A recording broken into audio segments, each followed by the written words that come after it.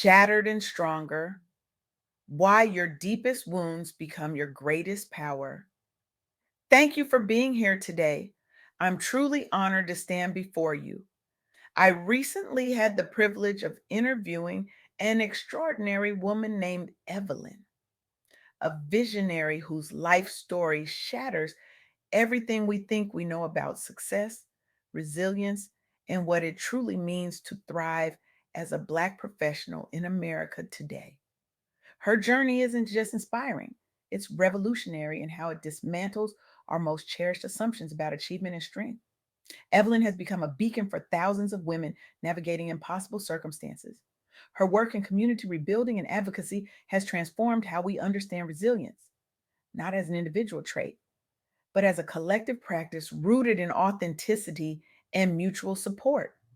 What makes her voice so powerful is that it emerges from places most of us are taught to hide. We live in a culture obsessed with formulas: do this, get that, work hard, succeed. Check all the boxes, and the path forward will be clear. We're fed these narratives from childhood, especially as Black women. Excel in school, be twice as good, never show weakness, keep pushing forward no matter what. But what happens when you do everything right and life still deals you unimaginable setbacks? This is where Evelyn's story begins to transform our understanding. Despite academic excellence, the straight A's, honor roll, valedictorian status, her path was anything but smooth. Moving out at 14, supporting herself since 17, working in union construction by 20, fostering children while still young herself, and then the unthinkable, facing incarceration due to betrayal and systemic injustice. The conventional wisdom would suggest that these hardships should have broken her. Instead, they made her more authentic, more relatable, and ultimately more powerful. People listen when Evelyn speaks because her truth isn't filtered or performative. It's lived experience that resonates in your bones.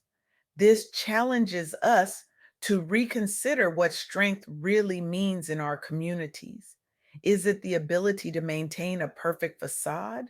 Or is it the courage to embrace our full stories, scars, and all, and use them to create deeper connections? I want to propose something deeply counterintuitive today. What we often consider our greatest weaknesses, our struggles, our setbacks, our failures, may actually be our greatest sources of strength, not despite these experiences, but because of them. Let me share three key insights from my conversation with Evelyn that illuminate this perspective. First, your story is your superpower, no matter how unconventional or painful your path has been. You have more than just a story, you have wisdom earned through adversity. Authenticity resonates louder than perfection. When Evelyn speaks about her journey through the criminal justice system, she doesn't whisper or apologize. She speaks with clarity and purpose because she knows that her experience gives her unique insight into systems that millions navigate silently. Second, healing is non negotiable. True empowerment comes from prioritizing self care and mental wellness over relentless hustle. As Cassandra Hill, whom I'll tell you about shortly, says, wellness is not optional. The most important asset we have is us. You simply cannot pour into others if your own cup is empty. For years, Evelyn pushed through trauma without addressing it. The breakthrough came not when she worked harder, but when she finally gave herself permission to heal. Third, community trumps isolation.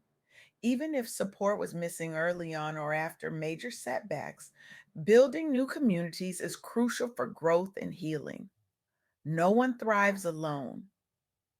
After incarceration, Evelyn didn't retreat into shame. Instead, she built networks of support that eventually became movements for change. These insights might sound simple, but they represent a profound shift from how many of us, particularly high achieving Black women, have been conditioned to approach our lives and careers. Let me illustrate this through three remarkable women whose journeys parallel Evelyn's in powerful ways. Consider Chioma Okocha-Falugi, co-founder of Rivi in Nigeria. After losing both parents early in life, Chioma faced business failures and personal losses that forced her to start over multiple times. The conventional approach would be to hide these setbacks, to present only strength and certainty to the world. But Chioma did something radical.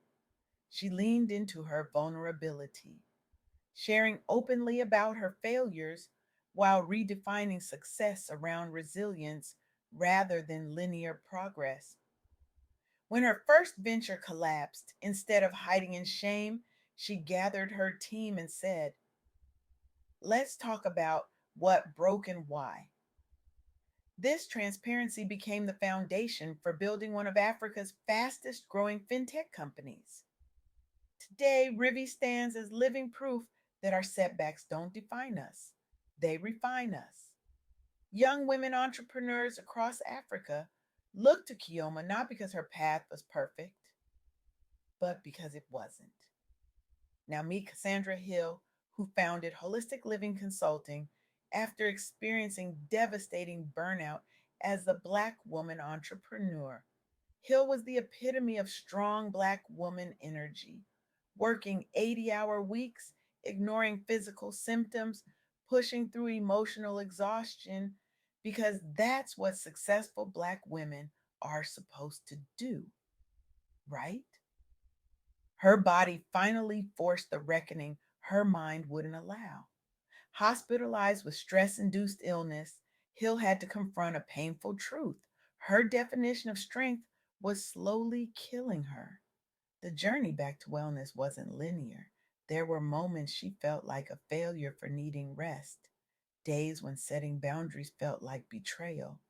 But gradually, Hill created a new model of success, one centered on wholeness rather than hustle.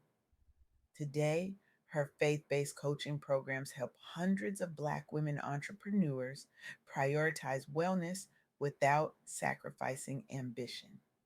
Her clients don't just learn business strategies, they learn permission to rest, to heal, to say no without guilt, and yes without overextending. One client told her, "I thought I was coming to you to save my business. I didn't realize you were going to save my life." That's the power of redefining strength.